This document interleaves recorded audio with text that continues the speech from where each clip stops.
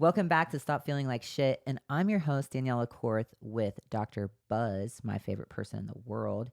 And today's episode is a bonus episode, and it's all of our Q&A that we asked you lovely guests about to hit us up with. And our special guests today, Tiffany Schneid and Joe Matovich. Tiffany is going to be reading off the questions, and we're just going to be chiming in and answering. So let's get started. Let's do it. Let's go. All right, the first one is, why does my semaglutide, Ozempic, Wegovy, not work for me? She says, I completed 4 months of semaglutide, getting up to almost the highest dose. I only lost 2 pounds. I ate 5 small meals a day, much smaller than before, and I made sure I was moving every day, normally walking. We increased dose at every weigh-in, but it was unsuccessful. Help. Me personally, when I hear that, I'm like, well, there's something wrong with either your gut or your metabolism. So I would tell them that they need to do the GI map, I would say, or the organic acids, but I would probably start with GI map. I'm not sure. What do you think? Yeah, so in all of our weight loss patients, we do blood work on initially. And again, that's to rule out significant dysfunction from an ovarian standpoint, a thyroid standpoint. We do get markers like homocysteine that can indicate insufficiency in methylation and things like that.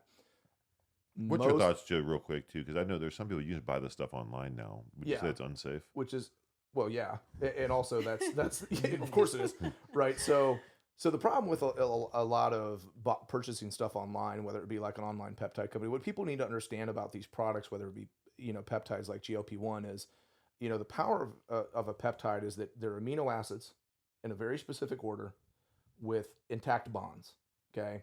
They're also very delicate in nature.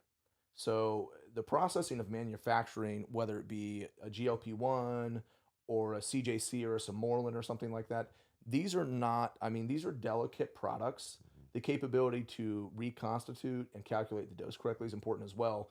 But the inference, because of the delicate nature of the molecules and the importance that the order is correct and the bonds are maintained, means that the likelihood somebody's making them appropriately in their bathtub is probably not really good, right? So I always say in that case, if you order from like some random site online, best case scenario is it works, and there may be those anomalies. Slightly worst case scenario is it's nothing. It's just amino acids blended with water that it's not a peptide anymore, in which case you have extensive bacteriostatic water.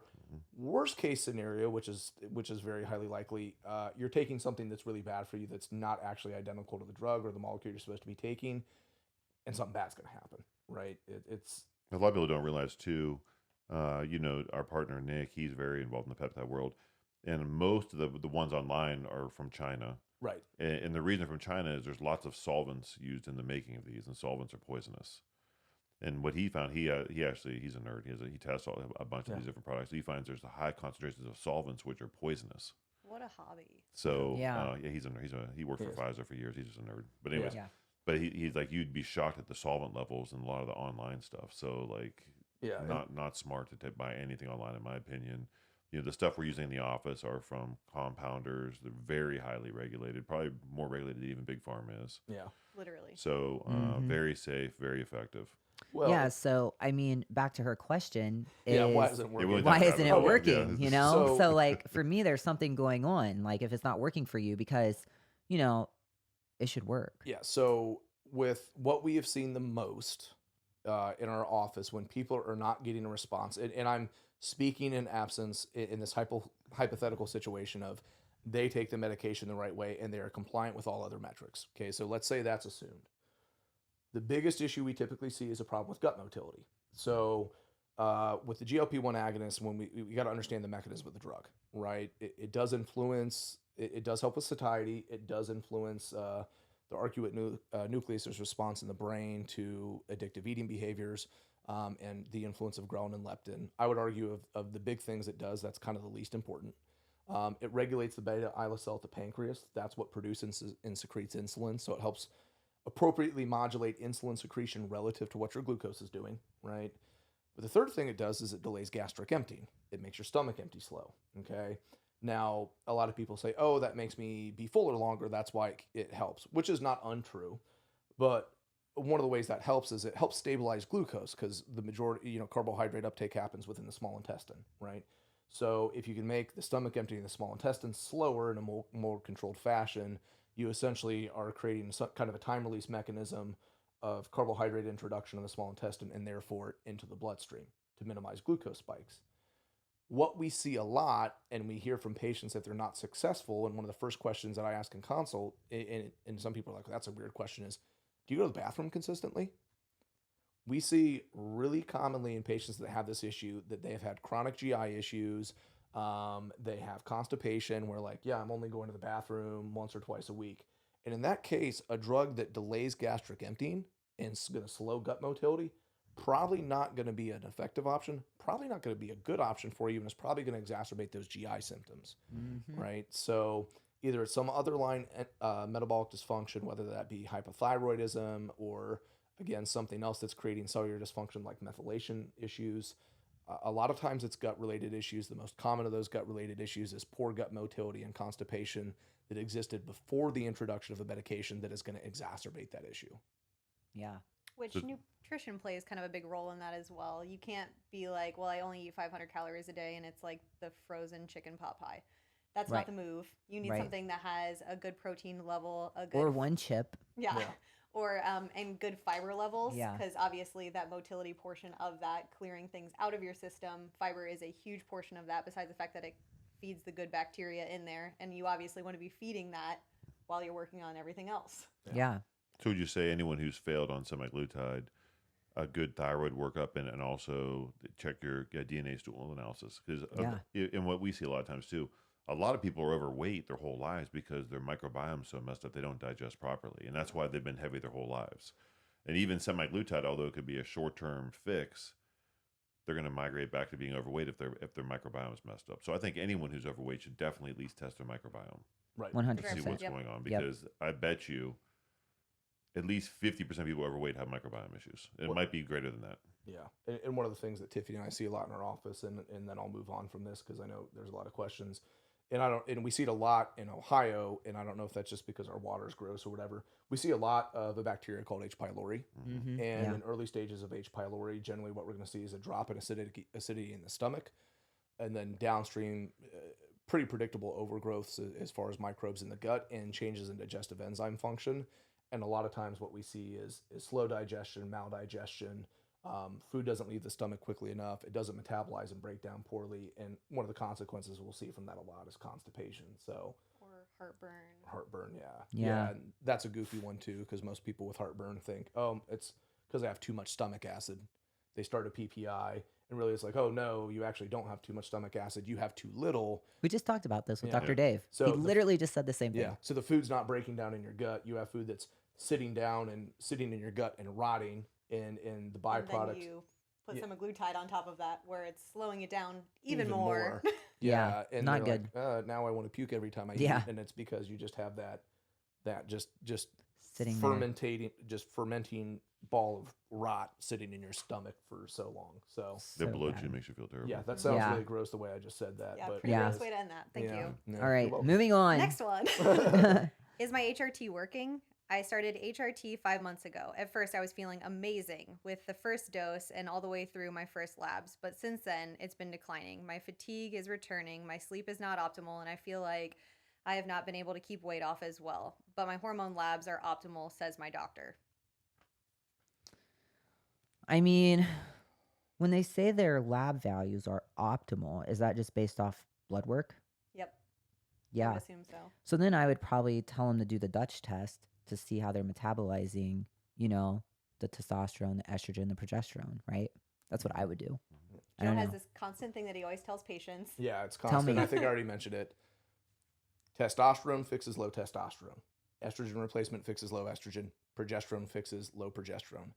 It doesn't fix hypothyroidism. It doesn't fix adrenal dysfunction. It doesn't fix methylation issues, and it doesn't repair your gut, right? So, and a lot of times what we'll see with patients is we pull a comprehensive lab panel, and on the blood, and we've talked about why there is limitations of blood-only testing, there's some things we can see that are cues that may say, hey, this is high. Homocysteine is a big one, or CRP. What does that indicate? There's inflammation somewhere. Yeah, inflammation somewhere. There's smoke. There's smoke. Yeah. Right. So the homocysteine, right? That can be inflammation. That can be a deficiency of B6, 9, or 12 from a methylation issue. It tells us something's going on, but it doesn't tell us exactly what. And if we wanted to find out the what, we have to keep digging. And some patients will decline that. And they, I don't want to, I just want to do this. And that is their choice. But one of the things I always tell them is, say, hey, listen, you've got some things on the blood that doesn't look great. Yeah, your testosterone's low for sure. And we're going to get some improvement from fixing that. But whether it's adrenal dysfunction or this other thing, these are still problems. And if we don't dig deeper, we're not going to be able to address them. And Tiff does a lot of back-end management with patients where she does blood work calls. And we see this all the time, right? So let's say you have adrenal dysfunction. Your testosterone's low and your adrenals are trash. You are acutely going to get a really good response to your testosterone going up by 300%. And it, on a short-term basis, is probably going to mitigate some of the symptoms that are coming from the adrenal disorder, right? So it's basically, it's kind of masking that other issue. Once your body acclimates to your new baseline, those issues are going to they're going to manifest again, right? And all of a sudden they'll be like, hey, remember me over here, that thing you ignored 6 months ago? Well, I'm still here and you didn't do anything about it. So you got an acute response and now your testosterone is great, but there's all these other things that we knew were probably a problem that, you know, you kind of elected, I don't want to look at that right now. Well, now's the time. And we have that conversation, and it's funny because Tiff always catches them 4 to 6 months later. And the answer is not adding more testosterone. Right. Like your level, you're at the 95th percentile. Like it is as perfect can get. Right. And then it's this is why, you know, I think Tiffany and I work well as a team with patient management is I have that conversation with their day 1 or day 2. Hey, it would really benefit you to look at this. And then 6 months later, if symptoms recur, Tiffany goes, hey, remember that thing that Joe talked to you about when your labs came back the first time? Let me ask you some questions. Let's look about it. So how often or how long are you sleeping for? During the day, do you feel like you're napping? Do you take a lot of caffeine during the day? Yeah. And then all of a sudden it's like, these are all the same questions, and they're like, okay. Yeah. All right, moving on. I still have hot flashes. I'm 24 years old. I work out 5 days a week, primarily HIIT workouts and cardio. I went to my physician because I have been experiencing fatigue during the day, and at night I've been experiencing hot flashes and night sweats. I discontinued birth control 2 years ago and could not understand what's happening. My doctor said everything looks normal on my hormones and didn't recommend anything. Help. Well, this sounds like I don't know. I'm just a perimenopause situation to me. So I would definitely go to someone that specializes in hormones and functional medicine because it sounds like perimenopause. But Joe? So that's another one that's a loaded question. Yeah. Right? So again, let's say they did have all the correct lab work done and their estrogen. So I'm going to say devil's advocate. Their estrogen is in fact fine, okay? Well, a lot of things are going to influence temperature regulation and thermogenics, right? So she's talking about, I'm really tired during the day and then doesn't sleep at night. For us, that's a little more indicative of probably an adrenal-related issues, right? Now, the thyroid can do that. The thyroid influences hot and cold temperature sensitivity. It can cause cold hands and feet. Generally, people with thyroid disorders, they're just going to be cold all the time. But with the adrenals, and we do see a lot of people with adrenal dysfunction that have those weird hot flash, night sweat symptoms. The energy is a big piece of that. And to be clear with adrenal dysfunction, I want to clarify, not adrenal disease, right? Correct. So when we're talking about, you know, adrenal diseases like Addison's disease or Cushing's, okay, those are the extreme 1% of either end of the spectrum. And it's extraordinarily uncommon that anybody is going to have that. In fact, most of the time, you're not going to make it to 25 and have that and not know that you have it. Within the middle 98% is that more nuanced interpretation of dysfunction. We're calling it adrenal dysfunction, but it's really HPA axis dysfunction. Whereas a long-term response to chronically high levels of stress, whether that be inflammatory stress, life stress, job stress, is a coping mechanism. The communication loop between the hypothalamus, pituitary, and adrenal glands is for all intents and purposes broken. Where the output of, it's not that you don't make enough cortisol or you make too much cortisol, it's that you're making the wrong amount of cortisol at the wrong time. So in the case that Tiffany mentioned, that sounds like somebody that maybe has a poor awakening response. They flatline the first 90 minutes.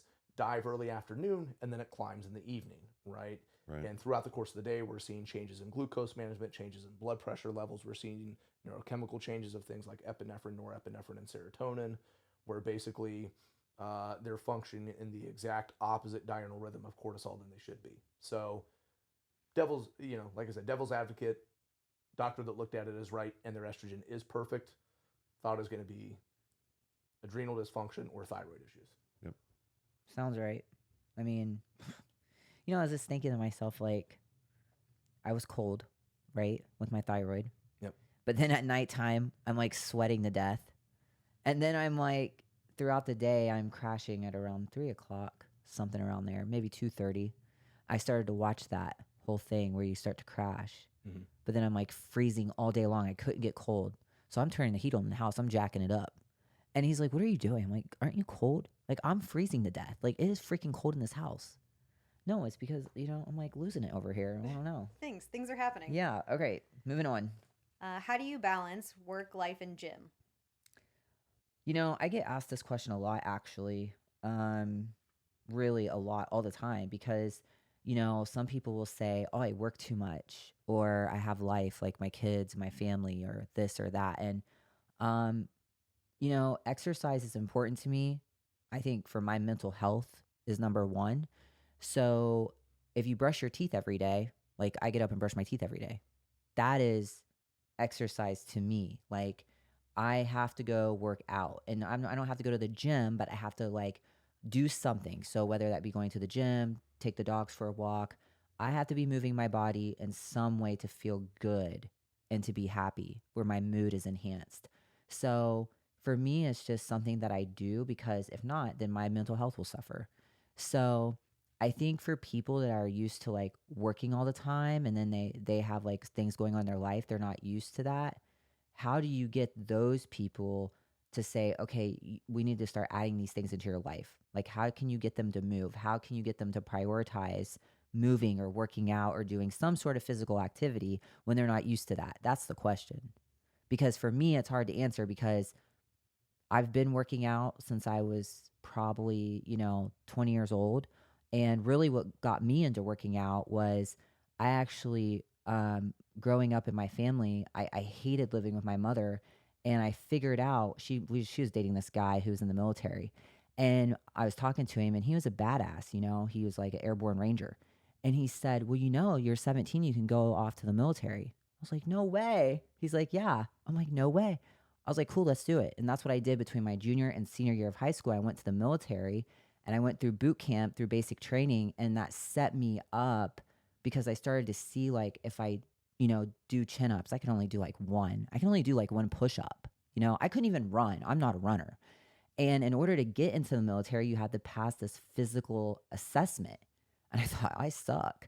And so I started every single day, like carving out time to practice, to do these push-ups, to run, and to do these pull-ups. And then when I got there and I passed, I started going through boot camp. And then when I graduated from boot camp, I could do like 47 chin-ups, and I became obsessed with it. That's pretty crazy. Yeah, I was super strong. And I became obsessed with push-ups. Like my whole thing every single day was push-ups. I would do push-ups. I do like on an average day, 400 or 500 push-ups. I mean, I became obsessed with it. So for me, it's just something that the military got me into it, because I could see change. And so I think, like, how do we get people to start moving, to get physical activity in their life, to figure out that work-life balance? What do you think, Dr. Buzz? Tell us. You have to have it on the schedule every day. Yeah. Have to have a set time. If you just think I'll get around to it, you won't do it. So I have a set time that I do my thing every day. You know what, too, is I think sometimes you have to have an accountability partner. You have to have somebody. And that's really what helped me, too, is like, I like actually having a personal trainer. Why? You have to get up. You made an appointment. You have to go. You have to show up. I like that. I like classes. You go one time. So I think you have to have an accountability partner. You have to set an alarm. Once you start to invest your time, other people's time, and your money, you're going to show up. I agree with that. We work out at lunchtime. Yeah. As Megan reminds us regularly, she actually hates the gym. She likes the benefits of what you look like after the gym, and she likes hanging out with us. So that's the only reason she goes. Who's this? Megan. Oh, that's funny. You know what? It's funny because she's lost a bunch of weight, though. She looks asks great. us how many things are left. She does. Every day. Every day. How many things are left? How many things are left? Well, you know what? Honestly, and I will say though, and I'm not going to say like, oh, I love it every single day. I have my moments, right? Just like you guys probably have your moments. Yes. But I'm going to tell you one thing that gets me pumped up and excited. And I know Buzz will say, yeah, we know. I love workout clothes. I love workout shoes. I love workout, any type of clothing. So if I buy something, okay, I'm like, I'm going to buy this $10 zip up from Amazon because it's going to make me go to the gym tomorrow. Because I'm so excited to wear it. So, I mean, sometimes it's those little things that help people get to the gym or help them go on walks or whatever it is to move your body. So that's like, you know, having people to go with you and having somebody help keep you accountable. Yeah, exactly. An accountability partner. You know, we always go to the gym together every day, and it is funny, you know, because we reference Megan. If for some reason Tiff has to go to the flower shop or something and she can't work, once I find out that Tiffany isn't going, within 5 minutes, somebody's going to come to my office and be like, do you want to go get lunch today? And who is the sucker? Yeah. He's like, shoot, where you want to go eat? 50-50. I'm 50-50. I'm 50-50. Yeah. Yeah. They don't want to disappoint Tiffany, but they're like, Joe, we don't really care about what you think as much. Yeah. All right. I love that. Go on. What's your diet like? I hate when people say diets. I don't like diets. I think diets are hard for people. Diets are hard. Well, and it's a restriction. Is automatically assuming you don't get something. Right. So better for me is it's like I like to eat good foods. So for me, I like to eat whole foods, and that means good food, not processed food. I don't like fast foods. I don't like canned food. I try really hard to eat good whole foods, and I try to stay away from gluten. And I don't eat any soy or anything like that. Dairy, I'd probably say I'm pretty much dairy free almost 99% of the time. So, Dr. Buzz, tell us about yours. Pretty low carb, I think. My body, I don't like carbs, so lots of salads. Yeah, you do love salads. Yeah. I always remember the phases that you flow through, like those egg pucks forever when you were making them in the silicone containers. Oh, those are good. Dude, you had years worth of them, MCT oil, and then egg whites. And he would have them everywhere in these bags. And then we would go places, he'd be like passing them out like candy to everyone. That's hilarious. I don't know where my silicone thing went. I need to buy one. I forgot that. That makes me think of during COVID when you brought that giant bag of everybody of powdered vitamin C. And all of a sudden, Buzz is walking around the office handing out giant Ziploc baggies full of white powder to every employee. Keep you healthy. Yeah. About a 5-gallon drum of vitamin C. Oh, gosh. When I originally first met Buzz, he was always carrying around his lunch bag with chicken. The big square one, right? Yeah, the red one. He still has it. Chicken and sauerkraut. That's what this dude was eating every single day, multiple times a day. There's chicken and broccoli for a while, chicken and sweet potatoes, chicken quite the staple. Sometimes chicken and chicken. Double chicken hot sauce or mustard. With that being said, though, I mean, and Joe, what's yours like? What do you eat? I would say mine falls pretty close to a paleo diet. I eat a lot of protein, a lot of fruits, a lot of veggies. Try to get 5 to 6 servings of fiber a day. I will admit that if I'm going to fall off the beaten path with anything, it's probably going to be ice cream. I was going to say. Those new yogurt bars are good. The Yasso yogurt bars. That's my one like guilty pleasure that I like. Man, I really have. If it's not in my house, I'm fine. Yeah. But I have to tell my wife, like, dude, you just can't buy it. You can't buy it. I will eat it. Other than that, I like whole food. I like protein. I like a lot of veggies. So, I'd say pretty close to a paleo type diet. But, and I tell people all the time, like, I do eat. Like, I'm a foodie, okay? I'm a huge foodie. Buzz is a huge foodie. We love food. I mean, if we go out to a restaurant, like, we travel a lot, we eat our asses off. I mean, and then you just have to put in the work. But, I mean, I say, like, I don't feel guilty eating stuff, like, that I want to eat. Like, if I want to eat ice cream, I'm going to eat it. If I want to eat a cupcake, I'll eat it. So, I mean, you eat. You got to, like, work hard to work out, like, do whatever you got to do. Well, but enjoy food. And even at that point, I would say Tiffany and I have both traveled with the two of you quite a bit. And, yeah. And you do like food. And when we're out of town and if we're all traveling together, we do go eat good food at good places. But it's not like we're going out and we're like, oh, we're going to go to the most expensive pizza restaurant. No. You're going to a steakhouse where you're getting a really well-cooked lean cut steak or fish, or seafood something. or something like that. Yeah. And you know, a really well-cooked like Brussels sprout side or something like that. Right. So it tastes good, but it's I want to clarify. It's not this is true. We're going to the fair and spending $100 on deep fried. This is true. Or something. No, we're not doing that. All right, moving on. How many hours do you train per day? My sweet spot personally, I don't like to train past an hour. I get bored. I'm already like sometimes like I'm really excited to go to the gym, but then when I get there, certain things like music really like helps me. But if I'm at the gym longer than an hour, I get bored. So I'm an hour and gone.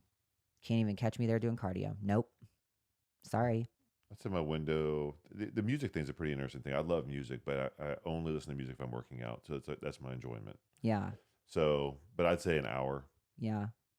And usually I do cardio after that, maybe. But if I'm doing cardio, I'm like watching like educational stuff. Yeah. It's like I read books, I guess. What do you guys do? We're probably between 40 to 60 minutes. It kind of depends on what our training goal is, but our workouts are driven pretty directly by intensity and again, intensity and volume have to have an inverse relationship, right? So we're in and out pretty quick. And even if you want to get in the nitty gritty from a bioenergetic standpoint, you don't have enough glucose in the tank to do 2 hours of quality lifting. So I'd rather go really hard for 45 to 60 minutes and get out of there. Right. Yeah. I mean, and you know what? If you don't have an hour in your day, that's fine. I have literally went to the gym before when I've only had 20 minutes. I've only, if I don't even have time to go to the gym, actually, I'll just go on a power walk or something. I don't know. To me, do whatever you can do. If an hour is not in your time, do 30 minutes. If you don't have 30 minutes, just do 15 minutes. Do something, right? More of a quality, not quantity. Yeah, exactly. Make sure it's good while you're there. Yeah, exactly. Right. All right, moving on. What's the best protein? Yeah, so I actually get this question a lot, especially from my friends. They'll always call me and they'll say, "What's the best protein? What protein do you like?" And I like hate that because I'm like, well, I don't know. Like, I need a gluten-free one, That's what I tell them. Good luck with that. But there are some gluten-free ones that are good, that taste good. You turned me on to that one, Bubs or Buds. What is it? Bubs, yeah. And so like I like that one a lot. We've been doing that in a smoothie, which is good. That's good. Yeah, that's the one I use. It's flavorless, so you don't notice it. Yeah. And then Buzz likes the select vanilla protein.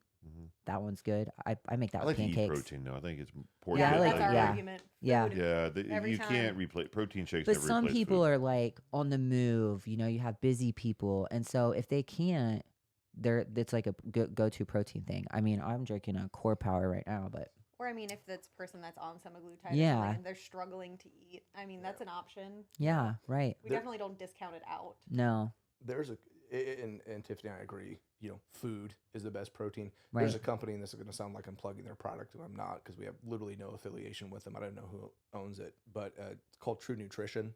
Okay. And I like them because they have no sugar, no additive, variable products, both from a carbohydrate and a protein powder. They have collagen-based proteins. You said True Nutrition? True Nutrition. They have peptide-based protein powders. So for like people that have a lot of trouble metabolizing and digesting protein, they have beef only. They have caseins. They have bovine source protein. So they have a lot of variability, and their products are really clean.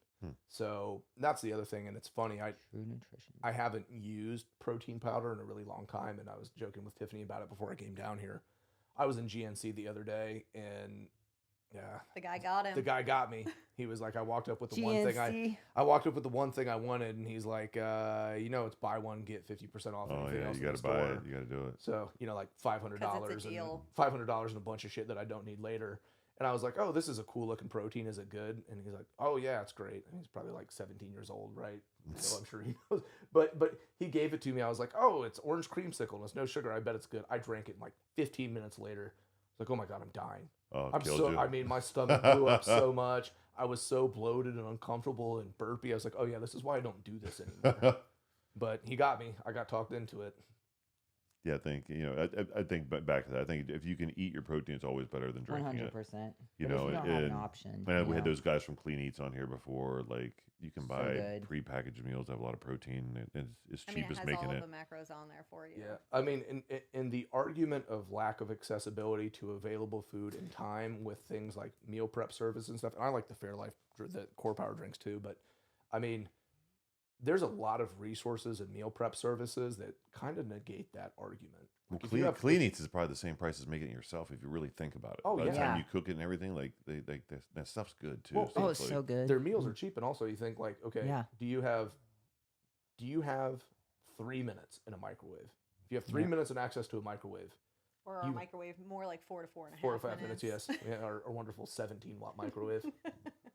You start it today, it'll be ready for lunch tomorrow. Mm-hmm. But I mean, realistically speaking, like, we can make an excuse for anything. Like, you can always make an excuse for something, but if you have access to stuff like that, there's always going to be the exceptions. But Okay, I agree. All right. What supplements should I be taking to optimize my health? I think that goes back to you should get the proper testing done in order to know what supplements you should take, because I don't want to take 75 vitamins a day or supplements. I don't want to drink them. I don't want to eat them. I don't want to do anything. I think some of them stink. Plus, like, if you're taking that many, like, I feel full. I don't want to take a lot of supplements that I don't need to take. So I think getting testing done is very important so you know what to take. I agree. It's a giant waste of money. You're peeing half of Yeah. them if you don't need them. Right. All right. So we all agree testing? yeah, Agree. Yeah. Good testing. All right, cool. I'm in my car all day, so I don't eat or drink water. Do you have recommendations to change that? You know, number 9, I get a lot from people that are typically real estate agents. They're in their car all day long. They're driving around all day long. You know what I tell them? I tell them to go out and buy one of those big gallon jugs for water.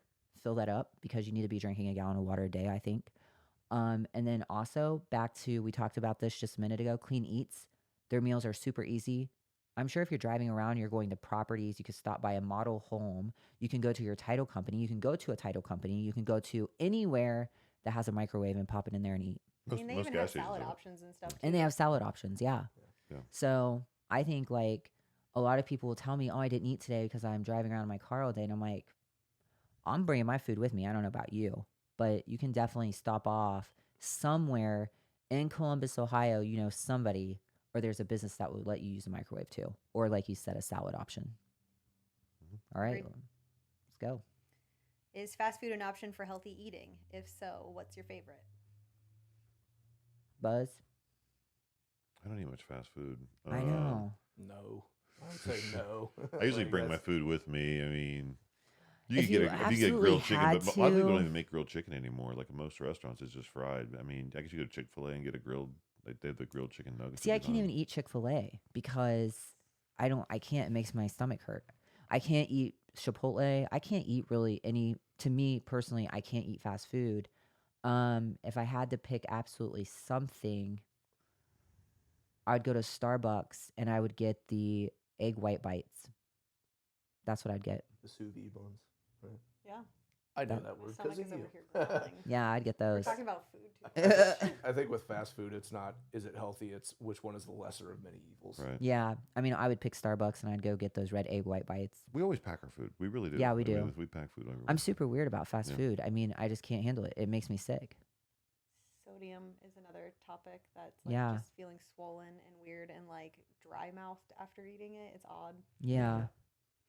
All right. Are smoothies an option for healthy eating? If so, what can I add to my Smoothie King smoothies?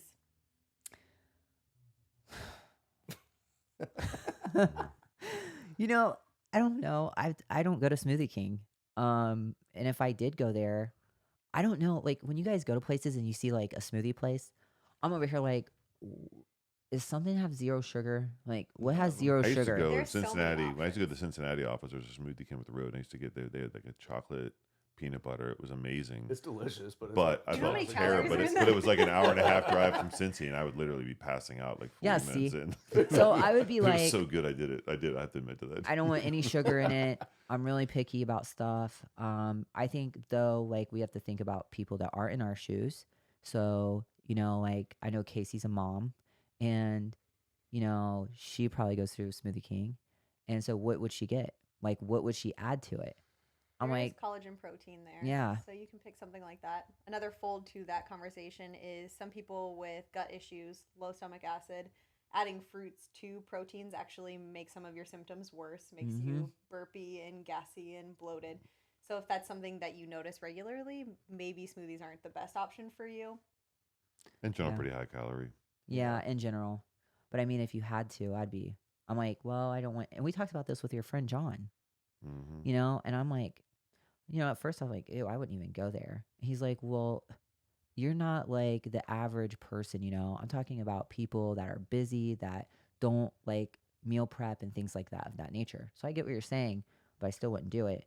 But if I did, I'd be like, what's your low carb option? And I need to see like the protein that you're putting in there. I need to see this. That's me. They'd be like, oh God, there's that one. Yeah, they were like, so annoying. We're not giving you any smoothie, lady. Well, I think I'm in the car all day, the fast food and the smoothie question all comes back to the same thing. It's all about you have to prepare. You There's have to. No way around it. And if you don't have time to prepare, go to Clean Eats or a place like that and buy prepackaged meals, and they're easy. And you know what I love about Clean Eats Which is too? still preparing to a Yeah. certain Yeah, point. it's easy. They have a deal like if you buy over 20 meals, they give discounts after 10 meals, you know? I think we end up paying like $6 for a meal because we buy so many, but I'm like going through the week, especially depending on how many people live in your household. So, such a great deal. All right. For longevity and optimizing health, what are must-haves? The must-haves, like I think that are free to people is prioritizing your sleep, moving your body, getting out and getting sunlight, which is important for your mental health. And I would say prioritizing the food that you eat, whole foods. And then if you have money or if you have a little bit of money to invest in yourself, I think that testing is very important. Definitely hormones are always on my list. I love hormones, replacement therapy. So I think blood work is very important, full hormone panels, and testing for figuring out what supplements you need. I think that's longevity and optimizing your health right there. If you really want to get in the nitty gritty, I'd be like peptides. And I would also say I love other things too, like biologics and stuff, stem cells. But what do you guys think? I think nutrition is definitely the most important. Yeah. You know, put good stuff into your body and make sure you exercise and get good sleep. It's pretty simple. So I don't know. I gave a route that was like free. Yeah. And then I gave a route that if you want to invest more in yourself to be like as you get your older, best you self. do need to do some testing. Yeah, 100%. Yeah. You know, or if you don't feel good, there's a reason you don't feel good, get tested. Figure out what it is. I always tell people too, like I'm a very high functioning type A person, and I'm a very self-aware person, and I have to feel good all the time. Period. The end of the story. And if I don't, I'm gonna figure out why. People need to start being more selfish with themselves. You know, we only live this life once. Like, don't you want to live your best life? I do. I'm trying to live good every single day. So people need to start investing into themselves more. So I would agree with that. And I think, you know, something I've learned about myself, and I think all of us can attest to, is there's, you know, some people would perceive that statement, oh, I'm thinking about myself and these things first is selfish. And it's almost weird, and I probably used to do this myself, of wearing that selflessness like a badge of honor of like, oh, if I work myself to death and I stress myself to death and I, in my mind, am doing it for everybody else, then clearly that's the best iteration of myself I could possibly be. But, and I still run into that sometimes of not being honest with myself about how I'm feeling and what I'm doing. A burned out, tired, not eating well, lethargic, overly stressed version of me is a really shitty version of me. So if I want to be a good employee, a good husband, a good father, an enjoyable person, I have to prioritize like allocating time to working out and eating well and sleep and things like that. Jokingly enough, like and actually, Tiffany hammers me about this all the time because I suck at it. But even Jamie's been on me about it because we have 2 dogs and they're up and down all freaking night. And she's like, hey, you're getting ready to go travel at the beginning of May and work. And every time you do that and you don't take care of yourself, you come back sick and then you're a cranky jerk. So she's like, the dogs are going to keep us up and down all night. I made a bed for you on the couch. And it's not because I don't want to sleep with you, but when you go down there, you sleep all night and the dogs don't wake you up. So for the next 2 weeks, we're going to sleep separate. It's not because I don't want my husband in bed with me, but it's because I know you won't sleep with the dogs here. So it's that component of like being selfish, not even just for feeling good, but if you want to be a better version of yourself for the people around you, it's absolutely essential. Yeah. Because I know I'm insufferable to be around when I don't do those things. Right. Yeah, I think that's great. I love that. All right, cool. I like it. That's it? Yeah, Wow. that's it. Well, as you can tell, we answered all your questions. We answered them giving our own thoughts and whatnot. So if you have any more questions for us and you'd like to talk to us, or if you'd like us to talk about anything that you want to hear, feel free to DM us or hit us up any way you know how. And once again, we always would love you to come and stop by Buckeye PMR to see Joe or Tiffany. And that wraps it up. We'll see you again on the next show.